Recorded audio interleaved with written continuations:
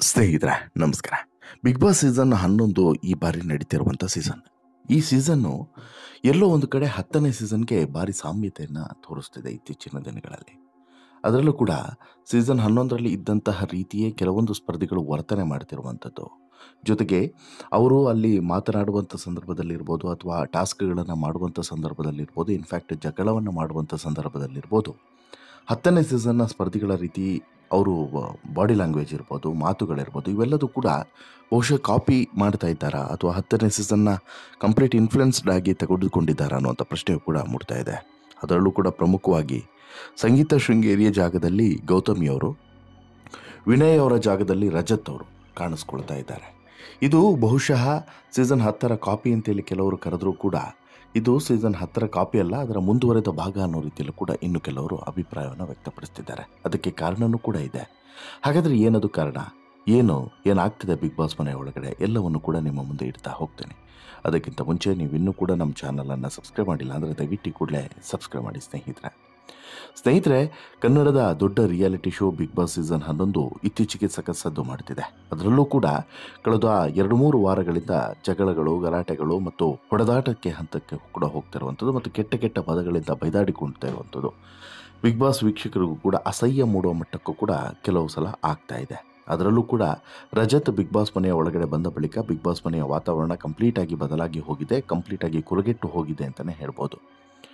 ಈ ಬಾರಿ ಸೀಸನ್ 11ಕ್ಕೆ ಎಂಟ್ರಿಯನ್ನು ಕೊಟ್ಟಿರುವಂಥ ಪ್ರತಿಯೊಬ್ಬ ಸ್ಪರ್ಧಿಗಳು ಕೂಡ ದೊಡ್ಡ ಮಟ್ಟದಲ್ಲೇ ಸೌಂಡನ್ನು ಮಾಡ್ತಿದ್ದಾರೆ. ಒಂದು ಕಡೆ ಗೌತಮಿ ಜಾಧವ್ ಮೊನ್ನೆ ಎಲ್ಲ ಎಪಿಸೋಡ್ನಲ್ಲೂ ಕೂಡ ಜೋರಾಗಿ ಗಲಾಟೆಯನ್ನು ಮಾಡಿಕೊಂಡಿದ್ರೆ, ಇದನ್ನೇ ನೋಡಿದಂಥ ವೀಕ್ಷಕರು ಗೌತಮಿ ಜಾಧವ್ ಕಳೆದ ಸೀಸನ್ನ ಸ್ಪರ್ಧಿ ಅಂದರೆ ಸೀಸನ್ 10ರ ಸ್ಪರ್ಧಿ ಸಂಗೀತ ಶೃಂಗೇರಿ ಅವರ ಹಾದಿಯನ್ನೇ ಫಾಲೋ ಮಾಡ್ತಾ ಇರಬಹುದು ಅಂತೇಳಿ ಅಂದುಕೊಳ್ತಾ ಇದ್ದಾರೆ. ಸಾಮಾಜಿಕ ಜಾಲತಾಣಗಳಲ್ಲಿ ಆ ರೀತಿಯಾದಂಥ ಒಪಿನಿಯನನ್ನು ಶೇರ್ಸ್ ಮಾಡ್ತಿದ್ದಾರೆ. ಹೌದು, ಕಳೆದ ಸೀಸನ್ 10ರ ಸ್ಪರ್ಧಿ ಸಂಗೀತ ಶೃಂಗೇರಿ ಅವರು ಎಷ್ಟು ಫೈರ್ ಬ್ರ್ಯಾಂಡ್ ರೀತಿ ಆಡಿದ್ರು ಅನ್ನೋದು ಬಹುಶಃ ನಿಮ್ಮೆಲ್ಲರಿಗೂ ಕೂಡ ಇನ್ನೂ ಕೂಡ ನೆನಪಿದೆ. ಟಾಸ್ಕ್ ಅಂತ ಹೇಳಿ ಬಂದರೆ ಅದೆಷ್ಟು ಸ್ಟ್ರಾಂಗ್ ಆಗಿ ಆಟ ಆಡ್ತಾರೆ ಅನ್ನೋದನ್ನು ವೀಕ್ಷಕರು ನೋಡಿದ್ದಾರೆ. ಜೊತೆಗೆ ಮಾತು ಅಂತ ಹೇಳಿ ಬಂದರೆ ಯಾರನ್ನೂ ಕೂಡ ಕೇರ್ ಮಾಡದೆ ಮಾತನಾಡ್ತಾ ಇದ್ರು. ಎಲ್ಲಿವರೆಗೆ ಅಂತ ಹೇಳಿದ್ರೆ ಸೇರಿಗೆ ಸೇರು ಅನ್ನೋ ರೀತಿಯಲ್ಲಿ ತಾನು ಸವಾಲನ್ನು ಸ್ವೀಕರಿಸಿದರು. ಅದರಲ್ಲೂ ಕೂಡ ವಿನಯ್ ವಿರುದ್ಧ ಸಂಗೀತ ಶೃಂಗೇರಿ ಆಡಿದಂಥ ಪ್ರತಿಯೊಂದು ಮಾತುಗಳು ಇವತ್ತಿಗೂ ಕೂಡ ಸಾಕಷ್ಟು ಜನರ ಕಿವಿಯಲ್ಲಿ ಗುಂಗುಡ್ತಾನೆ ಇದೆ. ಬಿಗ್ ಬಾಸ್ ಮೂಲಕವೇ ಸಿಮ್ಮಿಣಿ ಅಂತೇಳಿ ಹೆಸರನ್ನು ಕೂಡ ಗಿಟ್ಟಿಸಿಕೊಂಡಿದ್ದು ಇದೇ ಸಂಗೀತ ಶೃಂಗೇರಿ.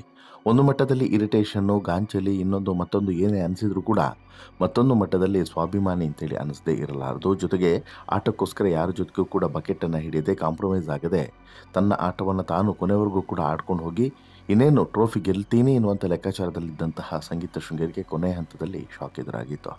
ಅದರಂತೆ ಬಿಗ್ ಬಾಸ್ ಮುಗಿದ ಬಳಿಕವಂತೂ ಸಂಗೀತ ಶೃಂಗೇರಿಯವರು ದೊಡ್ಡ ಮಟ್ಟದಲ್ಲಿ ಅಭಿಮಾನಿಗಳನ್ನು ಸಂಪಾದನೆ ಮಾಡಿಕೊಂಡಿದ್ರು ಕೂಡ ಸಿನಿಮಾ ರಂಗದಲ್ಲಾಗಲಿ ಅಥವಾ ಬಣ್ಣದ ಲೋಕದಲ್ಲಾಗಲಿ ಸಂಗೀತ ಶೃಂಗೇರಿ ಇವತ್ತಿಗೆ ದೂರದ ಬೆಟ್ಟ. ಕಾರಣ ಏನು ಅಂತ ಹೇಳಿದ್ರೆ ಅತಿಯಾದಂಥ ಆ್ಯಟಿಟ್ಯೂಡೇ ಆಕೆಗೆ ಮುಳುವಾಯಿತು ಅಂದರೆ ಡೌಟ್ ಇಲ್ಲ. ಯಾಕಂತ ಹೇಳಿದ್ರೆ ಇವತ್ತಿಗೆ ಸಂಗೀತ ಶೃಂಗೇರಿಯನ್ನು ಹಾಕಿಕೊಂಡು ಸಿನಿಮಾವನ್ನು ಮಾಡೋದಕ್ಕೆ ಡೈರೆಕ್ಟರ್ ಕೂಡ ಹಿಂದೇಟು ಹಾಕುವಂಥ ಪರಿಸ್ಥಿತಿಗೆ ಈಕೆಯೇ ಸ್ವತಃ ದೂಡುವಂತೆ ಮಾಡಿತು. ವಿಪರೀತವಾದಂಥ ಸಿಟ್ಟು, ವಿಪರೀತವಾದಂಥ ಆ್ಯಟಿಟ್ಯೂಡು ಈಕೆಗೆ ಮುಳುವಾಯಿತು ಅಂತಲೂ ಕೂಡ ಹೇಳ್ಬೋದು.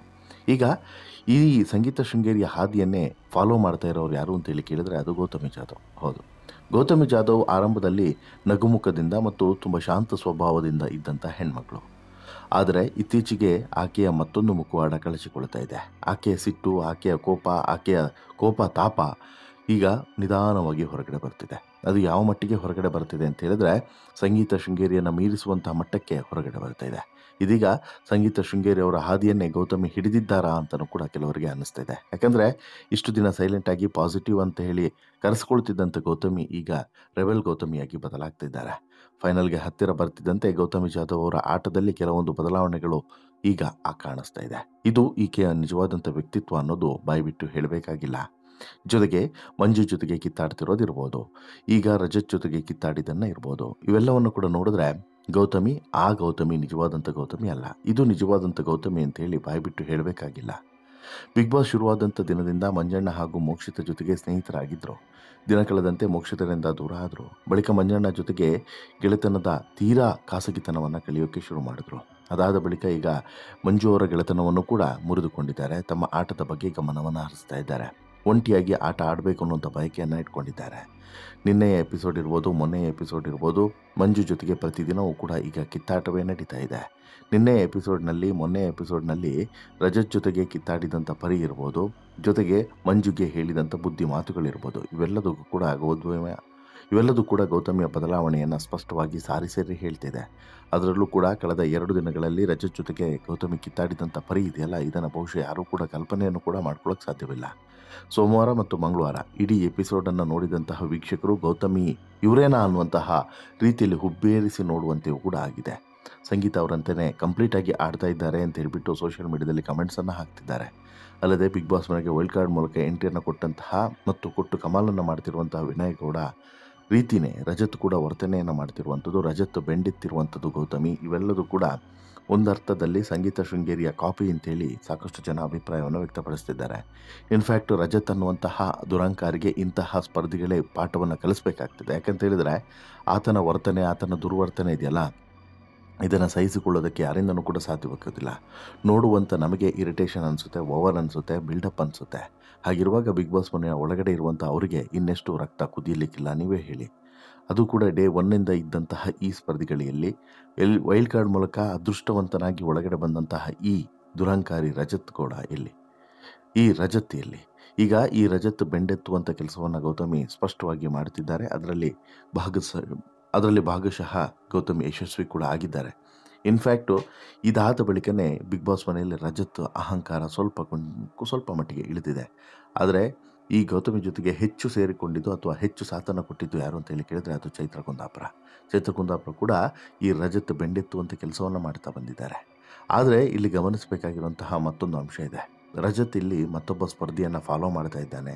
ಅದು ಕೂಡ ರಜತ್ ಸ್ನೇಹಿತನನ್ನೇ ಅಂತೇಳಿ. ಹೌದು, ಅದು ಮತ್ತಾರೂ ಅಲ್ಲ, ಅದು ವಿನಯ್ ಗೌಡ.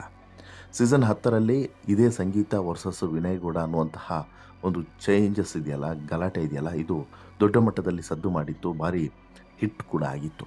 ಅದೇ ರೀತಿ ಈಗ ಇಲ್ಲಿ ರಜತ್ ವಿನಯ್ ಗೌಡನನ್ನು ತುಂಬ ಮಟ್ಟಿಗೆ ಫಾಲೋ ಮಾಡ್ತಿದ್ದಾನೆ ಅನ್ನೋದು ಗೊತ್ತಾಗ್ತಿದೆ. ವಿನಯ್ ಗೌಡ ಮತ್ತು ರಜತ್ ಇಬ್ಬರು ಕೂಡ ಫ್ರೆಂಡ್ಸೇ. ಹೀಗಾಗಿ ಇಲ್ಲಿ ವಿನಯ್ ಕೆಲವೊಂದಷ್ಟು ಹಿಂಟ್ಸ್ಗಳನ್ನು ಕೊಟ್ಟು ಕಳಿಸಿದ್ದಾರೆ ಅಂತಲೂ ಕೂಡ ಗೊತ್ತಾಗ್ತಿದೆ.